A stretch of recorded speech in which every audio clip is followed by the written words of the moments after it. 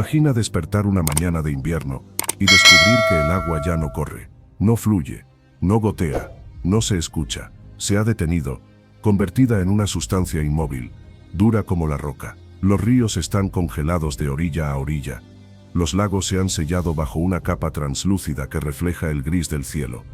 Y los pozos ofrecen bloques helados en lugar del líquido vital. El aire, quieto y afilado, corta la piel como cuchillas invisibles. Es invierno, sí, pero no es un invierno cualquiera. Es uno de los inviernos más severos de toda la historia humana. Y no sucede una vez, ni en un lugar aislado. Es el principio de una serie de décadas que marcarían el destino de pueblos enteros. Una era de hielo dentro de la historia moderna.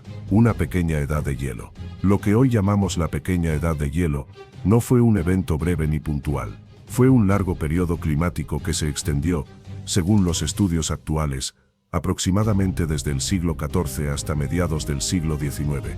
Durante más de 500 años, Europa y otras regiones del planeta sufrieron una inestabilidad climática que alteró los patrones agrícolas, las estructuras políticas, las migraciones humanas y hasta las creencias religiosas. Pero hubo momentos especialmente críticos, picos de frío extremo que congelaron no solo el agua, sino también el tiempo. Uno de esos momentos, uno de los más dramáticos y determinantes, tuvo lugar en el corazón de Europa entre finales del siglo XVI y mediados del XVII. Y fue entonces cuando el agua, literalmente, se convirtió en piedra. La memoria colectiva de aquellos tiempos aún resuena en documentos antiguos, pinturas, diarios personales y crónicas eclesiásticas. El río Támesis en Londres, el Sena en París, el Rin, el Danubio, el Elba, ríos que hasta entonces habían sido sinónimo de movimiento, comercio y vida, se detuvieron, se volvieron caminos de hielo. Sobre ellos, los comerciantes instalaron tiendas y mercados. Los niños patinaban, los adultos organizaban ferias, y hasta pequeñas casas improvisadas se levantaban sobre su superficie endurecida. El hielo, que normalmente era símbolo de peligro, se convirtió durante algunos inviernos en el nuevo suelo de Europa. Pero detrás de esta imagen pintoresca, del panadero vendiendo sobre el río congelado, de las luces bailando sobre la escarcha, se ocultaba una realidad oscura y devastadora. La caída brusca de las temperaturas no solo congelaba el agua, también arruinaba cosechas enteras. Los inviernos eran largos y voraces, y las primaveras llegaban tarde y débiles. Las lluvias eran escasas o demasiado intensas, los veranos cortos y húmedos, y el resultado era siempre el mismo: hambre. Las reservas de grano no alcanzaban, los animales morían congelados o desnutridos, y los precios se disparaban, generando una crisis en cadena que afectaba desde los campesinos hasta la nobleza. En muchas regiones, la gente comenzó a interpretar estos cambios como castigos divinos. Las iglesias se llenaban de fieles temerosos, las procesiones se multiplicaban, y se desataba una obsesión colectiva por encontrar culpables. Se culpó a los judíos, a las brujas, a los herejes, incluso a los pecados de toda una sociedad corrompida. El clima se volvió teología, y la desesperación, combustible para la violencia. En los años de frío más intenso, se produjeron algunas de las persecuciones de brujas más masivas de la historia de Europa, especialmente en Alemania, Suiza y Francia. El frío parecía traer no solo hambre, sino también miedo. Un miedo profundo, irracional, que congelaba tanto como el hielo en los ríos. Los científicos modernos han intentado explicar esta anomalía climática con múltiples teorías. Algunos estudios señalan una disminución en la actividad solar, conocida como el mínimo de Maunder, entre aproximadamente 1645 y 1715. Durante ese periodo, el número de manchas solares, indicador de la actividad del Sol, fue extraordinariamente bajo. Otros investigadores apuntan a una serie de erupciones volcánicas que lanzaron cenizas y partículas a la atmósfera, bloqueando la luz solar y enfriando la superficie terrestre. También se ha considerado el cambio en las corrientes oceánicas, como la desaceleración de la corriente del Golfo, que afectaría directamente al clima europeo. Pero para las personas de aquel tiempo, no había explicación científica que pudiera calmar el horror de ver el mundo transformarse en una trampa de hielo. Las casas se volvían prisiones heladas, los cristales se cubrían de escarcha por dentro, y las chimeneas no daban abasto. En zonas rurales, las familias se reunían en una sola habitación con una sola fuente de calor, muchas veces durmiendo juntas para conservar la temperatura corporal. Los bebés morían en sus cunas por hipotermia. Los ancianos no despertaban por la mañana. Las calles se cubrían de una mezcla sucia de nieve, hielo y miseria. Y sin embargo, la vida continuaba. La humanidad siempre ha demostrado una capacidad impresionante de adaptarse, incluso en medio de las condiciones más hostiles. Así, los europeos de la pequeña edad de hielo inventaron nuevas maneras de resistir.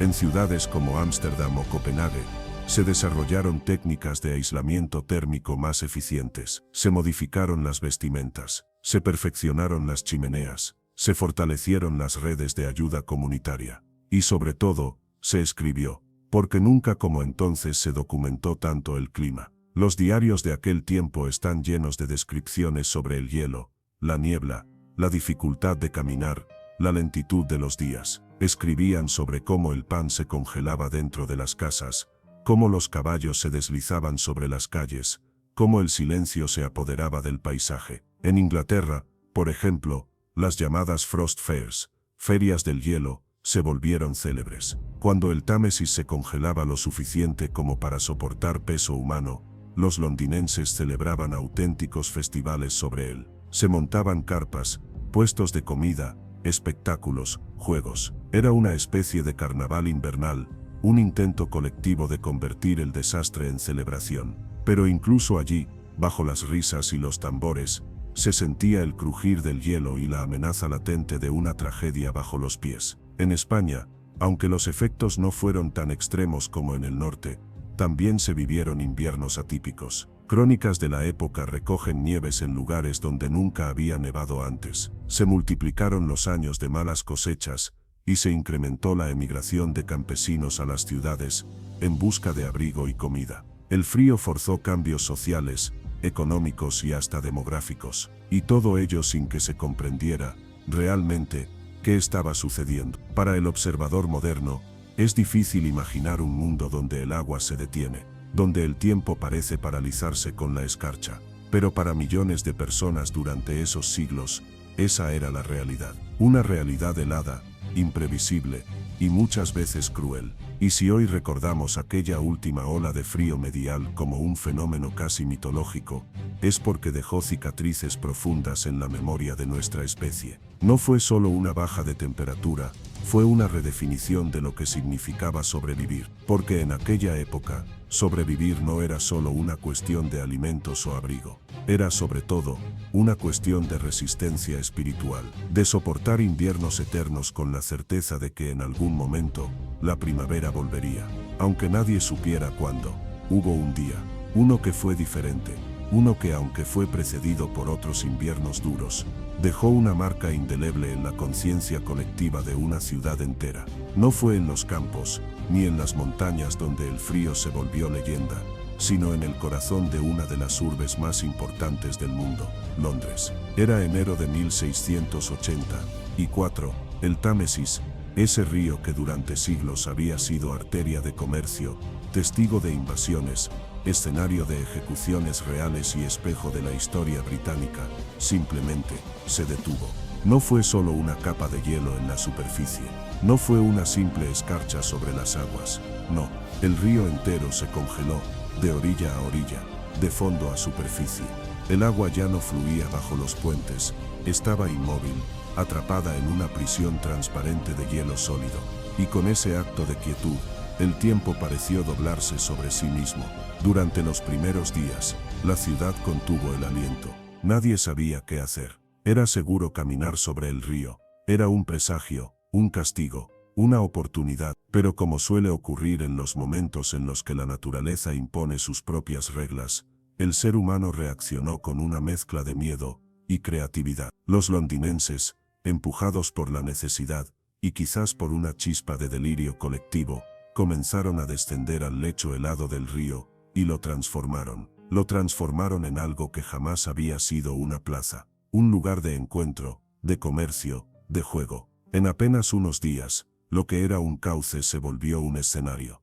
Se construyeron tenderetes, se erigieron tabernas improvisadas, se imprimieron panfletos especiales conmemorando el evento, se acuñaron monedas temporales, y con todo ello nació lo que hoy conocemos como la Gran Feria del Hielo del Támesis. Pero antes de llegar al espectáculo, hubo terror. Las crónicas lo dicen con claridad. Los barcos quedaron atrapados como insectos en ámbar, los pescadores hallaron sus redes congeladas dentro del agua sólida, los patos, inmóviles, quedaron presos en las orillas, y algunos, los más pobres, no lo vieron como un fenómeno curioso, lo vieron como una sentencia, porque cuando el agua se congela, las mercancías dejan de llegar, la leña escasea, el precio del pan se duplica, y las chimeneas de los barrios humildes solo escupen humo una vez al día. Pero entonces surgió ese impulso tan humano de celebrar incluso en medio del desastre. Las ferias del hielo eran en el fondo una respuesta casi desesperada: si el río ya no puede darnos vida, al menos que nos dé olvido. Por eso los registros de la época son una mezcla fascinante de drama y júbilo. Se cuenta que un elefante fue paseado por el hielo para demostrar su resistencia, que se jugaban partidos de fútbol sobre el río, que los nobles descendían de sus carruajes para comprar dulces en los mismos puestos que los mendigos, que los músicos tocaban con los dedos entumecidos, y que los perfumes de las carnes asadas se mezclaban con el hedor de la escarcha húmeda. Una mujer, cuyo diario fue hallado siglos después, escribió con letra temblorosa: «Hoy el río parece una calle encantada. Caminé sobre él, sentí el crujir bajo mis botas, y por un momento pensé que estaba caminando sobre la espalda de un gigante dormido». Sus palabras, sencillas y poéticas, resumen el asombro de toda una generación, porque no era solo frío, era otra cosa. Era como si la naturaleza estuviese hablando en voz baja, como si dijera: «Recordad que soy yo quien manda». Y Londres no fue la única. En París, el Sena también se volvió piedra. Se rompieron las cañerías, se helaron las fuentes, y hasta los palacios de la nobleza sufrieron el embate del hielo. En Roma la nieve cubría las cúpulas con un manto fantasmal, y en Ámsterdam, los canales eran más rápidos para los trineos que para los barcos. Cada región vivía su propia versión de este fenómeno, pero todas compartían una misma sensación: el mundo se había vuelto otro, más rígido, más lento, más antiguo. Muchos religiosos vieron en estos eventos la mano directa de Dios. Sermones enteros se escribieron sobre el hielo. Algunos decían que el agua se había endurecido como castigo por la soberbia del hombre.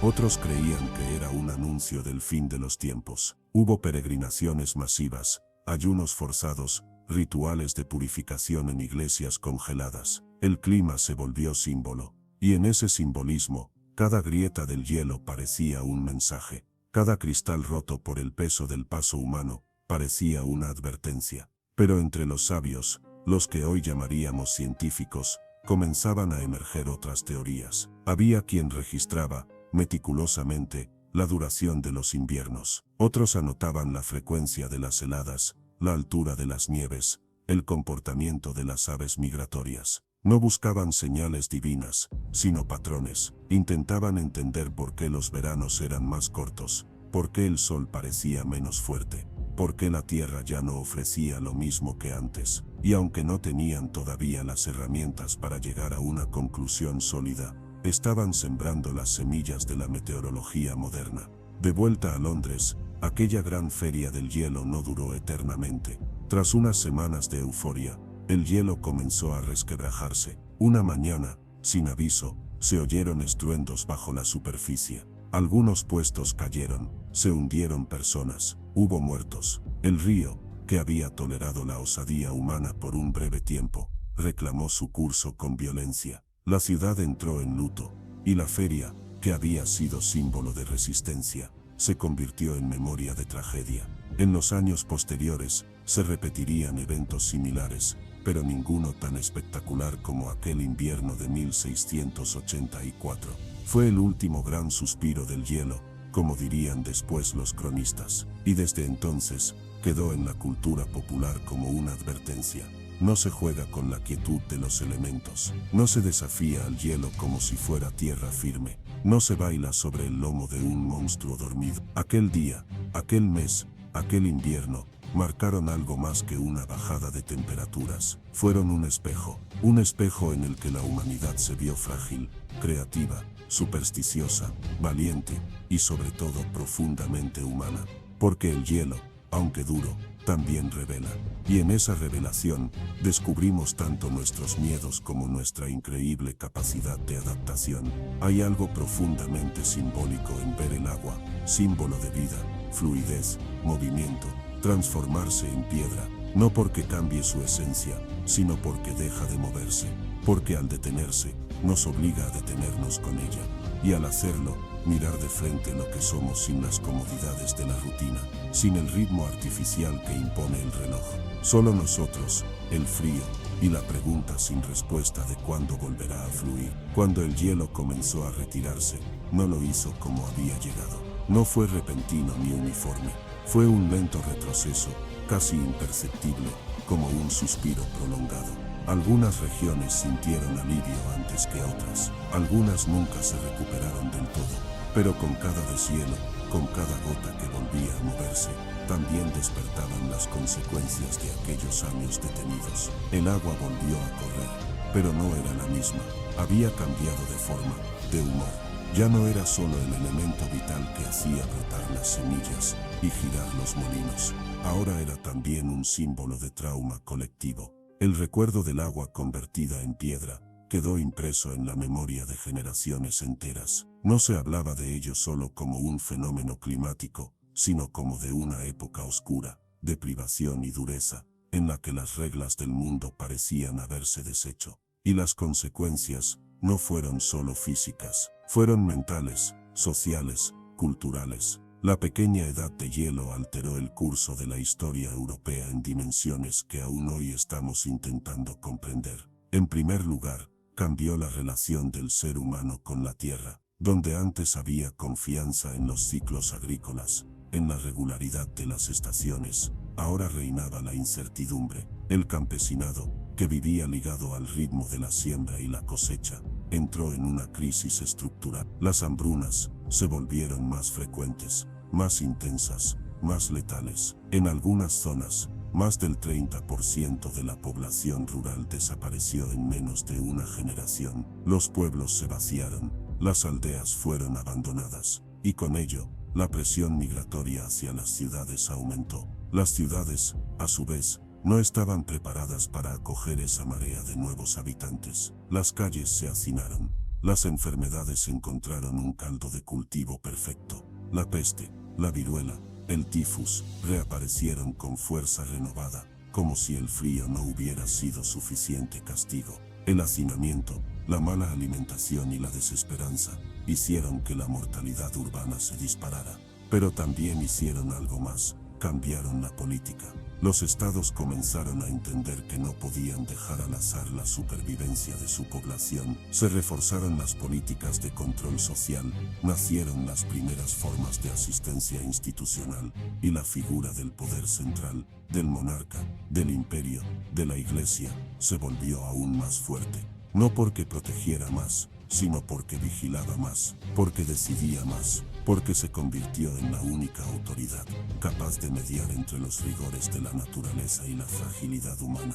El frío empujó al mundo hacia estructuras de control más rígidas, más jerárquicas, más absolutistas. A nivel cultural, la pequeña edad de hielo también dejó huellas. Las obras de arte se tornaron más oscuras, los paisajes más sombríos. Las pinturas del norte de Europa, por ejemplo, comenzaron a incluir cielos grises, árboles desnudos, figuras encogidas por el frío. La belleza ya no estaba en lo idílico, sino en lo real, en lo gélido, en lo que dolía. El arte se volvió testigo de una naturaleza que ya no era madre, sino fuerza bruta.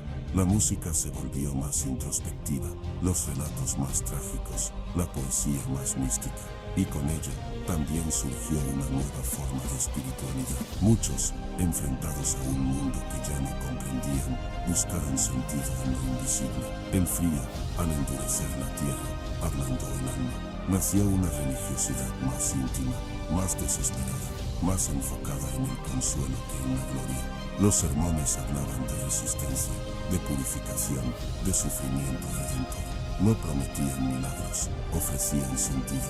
Y eso, en medio de tanto hielo, era un calor necesario. Pero también hubo una chispa de renacimiento, porque las crisis, como los inviernos, no son eternas. Al comenzar el siglo XVIII, con el clima suavizándose levemente, las mentes más inquietas empezaron a preguntarse, ¿y si esto vuelve a ocurrir? ¿Y si el hielo regresa? ¿Cómo podemos prepararnos? Así, comenzaron a nacer los primeros estudios sistemáticos del clima, de los patrones de viento, de los ciclos solares. La ciencia tomó el lugar de la superstición, se construyeron los primeros observatorios meteorológicos, se desarrollaron instrumentos para medir la presión, la humedad, la temperatura. El frío había paralizado a Europa, pero también la había obligado a mirar al cielo con otros ojos. Y si miramos con atención, nos damos cuenta de que en el fondo, la pequeña edad de hielo fue una maestra implacable. Nos enseñó a temer lo invisible, sí, pero también nos enseñó a observar, a registrar, a anticipar. Nos enseñó que la naturaleza no es estática, que el clima cambia, que el mundo no es un escenario pasivo sobre el que actuamos, sino un actor más poderoso e imprevisible. Hoy, siglos después, vivimos en una época en la que el hielo ya no es el enemigo, ahora es el calor el que amenaza. Las capas polares se derriten, los glaciares retroceden, los inviernos se acortan, pero la lección sigue viva. No controlamos el clima, solo respondemos a él. Y si en aquellos tiempos la humanidad sobrevivió al hielo endureciendo el cuerpo y expandiendo el espíritu, hoy nos toca hacer lo mismo, pero frente al calor pensar diferente, actuar distinto, imaginar lo imposible, porque cuando el agua se convierte en piedra, no solo cambia de estado, cambia nuestro modo de vivir, nos obliga a adaptarnos, a reinventarnos, a recordar que somos parte de un sistema mucho más vasto que nuestras ciudades, nuestras leyes o nuestras tecnologías. Un sistema que respira, que se transforma, que a veces calla y a veces ruge. Aquella última ola de frío medieval no fue solo un fenómeno atmosférico, fue un espejo de nuestra vulnerabilidad, fue una pausa impuesta al curso de la historia, una grieta en la idea de progreso continuo, y paradójicamente, fue esa interrupción la que nos permitió avanzar, porque solo cuando el mundo se detiene, nos vemos obligados a mirar hacia adentro. Así que si alguna vez vuelves a mirar un río congelado, si tus dedos tiemblan por el frío y el aire te corta el aliento, recuerda esto: hubo un tiempo en que el mundo entero se detuvo, un tiempo en que el agua se volvió piedra, y sin embargo seguimos aquí.